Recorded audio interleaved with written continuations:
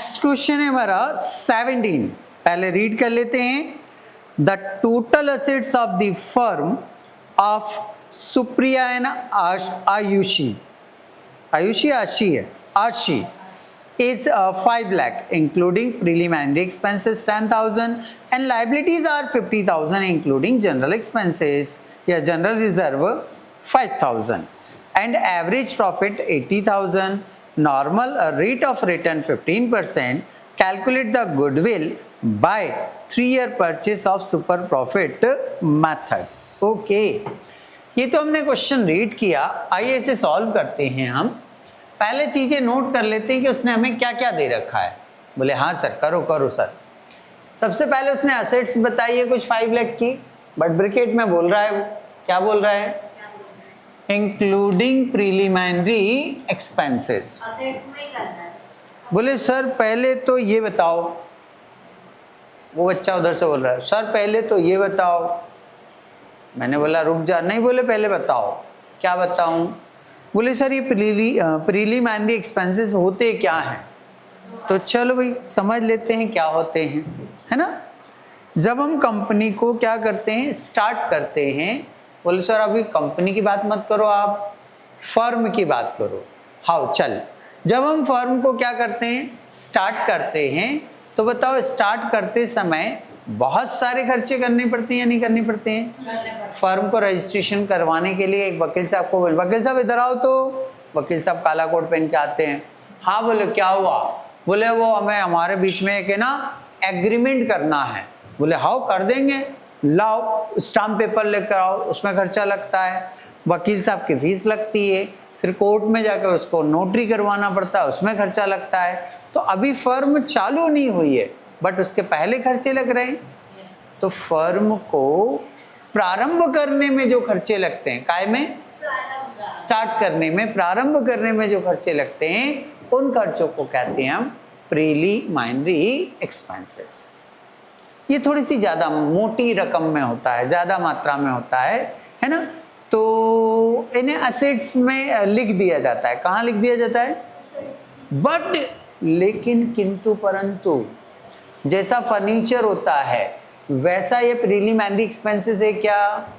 नहीं, फर्नीचर का नेचर अलग है, प्रीलिमिनरी एक्सपेंसेस का नेचर अलग है। बिल्डिंग जैसा होता है वैसा प्रीलिमिनरी एक्सपेंसेस होता है क्या? नहीं, बिल्डिंग का नेचर अलग है, प्रीलिमिनरी एक्सपेंसेस का नेचर अलग है। बिल्डिंग मेरी रियल एसेट्स है, हाँ। फर्नीचर मेरी रियल एसेट्स है, हाँ। बोर्ड मेरी रियल एसेट्स है, हाँ। कार मेरी रियल एसेट्स है, हाँ। बट प्रीलिमिनरी एक्सपेंसेस मेरी रियल एसेट्स नहीं है, इसलिए मैं इसको असेट्स में इंक्लूड नहीं करूंगा। और यदि इंक्लूड है तो उसे घटा के अलग कर दूंगा। बात समझ में आ गई होगी कि प्रीलिमिनरी एक्सपेंसेस यदि असेट्स के अंदर इंक्लूड है तो मुझे उसको क्या करना है, लेस कर देना है, हटा देना है। हट बोले तेरा कोई अस्तित्व नहीं है। ओके ठीक सर। फिर लायबिलिटी दिया उसने 50,000। सर इसमें भी लिखा उसने, क्या लिखा सर? लिखा ना इंक्लूडिंग जनरल रिजर्व 5,000। अच्छा इसको भी समझाता हूं। मुझे यहां जो लायबिलिटी की जरूरत है वो एक्सटर्नल लायबिलिटी की जरूरत है। कौन से लायबिलिटी की जरूरत है? अब बोलोगे तो सॉरी ये एक्सटर्नल लायबिलिटीज क्या होती है? हाँ बताऊंगा एक्सटर्नल लायबिलिटीज क्या होती है। देखिए एक्सटर्नल लायबिलिटीज का मतलब ये होता है कि जिन लायबिलिटीज का मुझे बाहरी लोगों को पेमेंट करना है। किसको पेमेंट करना है? बाहरी लोगों। वो कहलाती है एक्सटर्नल लायबिलिटी। सर एक आध एग्जाम्पल बताओ, मतलब एग्जाम्पल बताओ। जैसे बैंक से लोन लिया, वापस चुकाना है, बताओ एक्सटर्नल हुआ या नहीं हुआ? हाँ ना सर, वो दुकान के बाहर की लायबिलिटी है तो एक्सटर्नल लायबिलिटी है ये, है ना। तो ये जो एक्सटर्नल लायबिलिटीज होती है केवल उसे मुझे लेना है। अब इसमें जनरल रिजर्व बाहरी होता है क्या? नहीं, जनरल रिजर्व बाहरी नहीं होता। सर रुको, हाँ क्या हो गया? बोल सर ये जनरल रिजर्व क्या होता है ये भी बताओ। अरे बाप रे, सब बताओ। हाँ सर बताओ। चलो पहले जनरल रिजर्व समझ लो, फिर आगे को डिटेल को मैं समझाता हूँ। मान लीजिए पापा की सैलरी आई, ओ हेलो इधर देखना, पापा की सैलरी आई, कितनी आई? 1 लाख। पापा की सैलरी कितनी आई? पापा को मालूम है कि मेरी बिटिया का 10 साल बाद ब्याह करना ही पड़ेगा, तो पापा क्या कर रहे हैं? एक गुल्लक लाए पापा। क्या लाए? एक, ये गुल्लक है बेटा, दिख रहा है? नहीं दिख रहा है? देखो अभी दिखेगा, अब दिख रहा है? ये गुल्लक लाए पापा। पापा ने क्या करा? इस सैलरी 1 लाख रुपए में से कितने काटे? अलग करे। लाख रुपए में से कितने अलग करे? और ये 10,000 रुपए उठाकर इस गुल्लक में क्या कर दिए? तो यहां से सैलरी कम होगी या नहीं? चलने वालो, अभी 90 बचेगी। तो मैंने ये गुल्लक में रखे पापा ने पैसे, काय के लिए रखे? बोले मेरी बिटिया का ब्याह होगा तो उस ब्याह के समय काम आएंगे। वैसे ही पार्टनरशिप फर्म भी करती है। कौन करती है? बोलो सर पार्टनरशिप फर्म की कौन सी बिटिया है जिसका ब्याह करवाना हमें? अरे बिटिया तो नहीं है, बट ऐसा हो सकता है ना, जैसे मैं बता रहा हूं कि मान लो पार्टनरशिप फर्म को क्या हुआ? बोलो क्या हुआ? प्रॉफिट। कितने का हुआ? 1 लाख रुपए का, है ना? भविष्य में कुछ अचानक कैजुअलिटी आ सकती है, कुछ भी हो सकता है। हाँ, इनकम टैक्स वाले आ गए, लाओ तुम्हारा 20,000 रुपये टैक्स भरो, तो देना पड़ेंगे ना, कि नहीं देना पड़ेंगे? और उस समय यदि अपने पास कोई पैसा अपन ने सेव करके नहीं रखा होगा तो फिर क्या करेंगे? तो अपन क्या करते हैं, इस 1 लाख रुपए प्रॉफिट में से 10,000 रुपये निकाल कर, 20,000 रुपये निकाल कर एक रिजर्व में रख देते हैं। काय में रखते हैं बेटा? रिजर्व में। काय में रखते हैं? मैंने 1 लाख में से 20,000 निकाल कर काय में डाल दिए? रिजर्व में। बताओ ये 20,000 रिजर्व है या प्रॉफिट का ही हिस्सा है? रिजर्व में रखा है, बट है तो वो प्रॉफिट का हिस्सा ना, इसी में से तो मैंने काट के इसमें रखा है, हाँ या ना? तो ये जो रिजर्व है, मुझे किसी बाहरी व्यक्ति को पेमेंट करना है क्या? नहीं करना है। तो क्या एक्सटर्नल लायबिलिटीज है क्या? नहीं है। तो जो रिजर्व होते हैं ना, वो इंटरनल लायबिलिटी होते हैं। कौन सी लायबिलिटी होती है? जो हमने खुद ने बनाई है, इसको पेमेंट करने की आवश्यकता नहीं है। ओके ओके, चलो बहुत सारी चर्चाएं कर ली हमने, सवाल पर लौट आते हैं हम।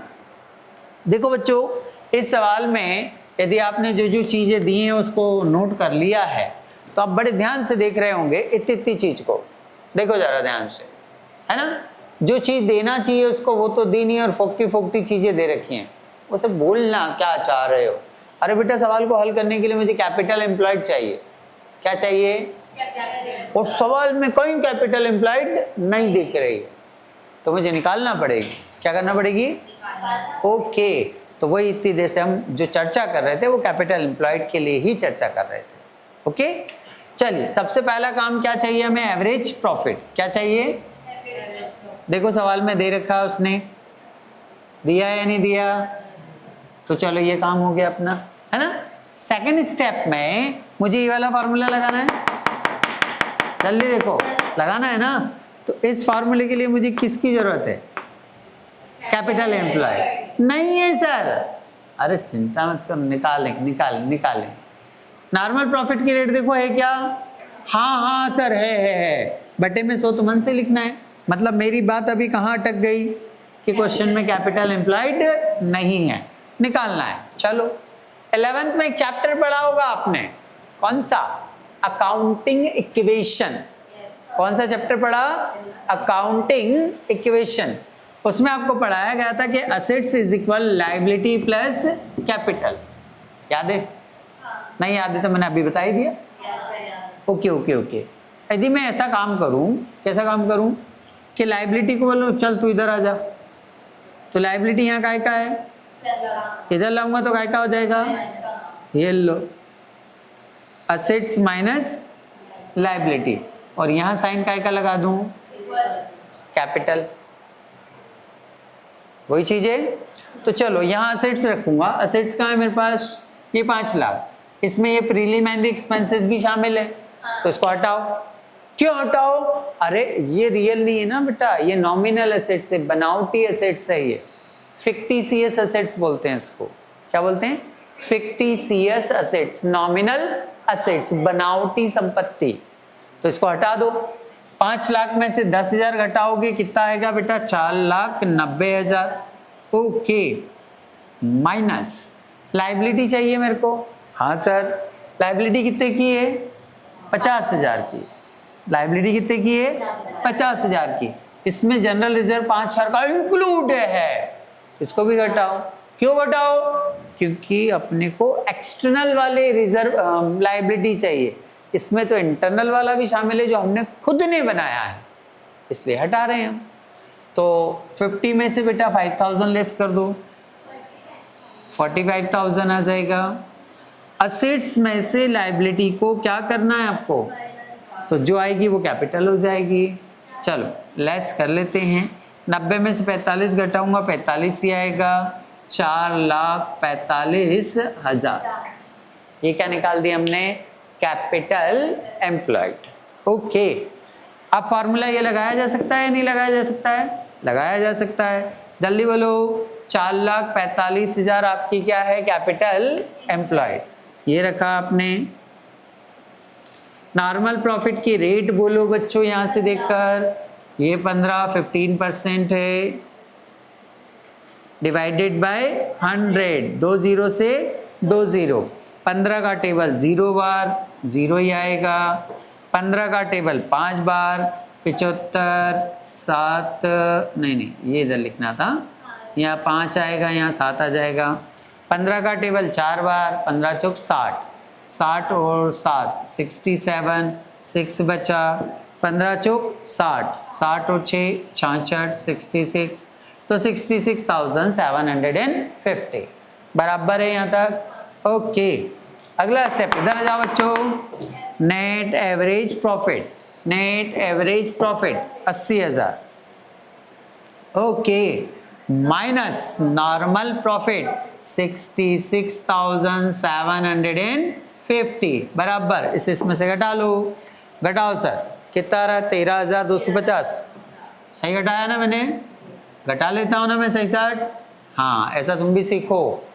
13,250 यहाँ रखेंगे। हाँ, 13,250 into purchasing year. Purchasing year ढूंढो बेटा, कितने? 3 से क्या करेंगे हम? मल्टीप्लाई। 39,750। देखो बच्चों, सवाल सही है क्या? आंसर हाँ। तो इस तरह से हमारा सवाल का आंसर किताब से मैच हो जाता है। क्वेश्चन हमारा कंप्लीट।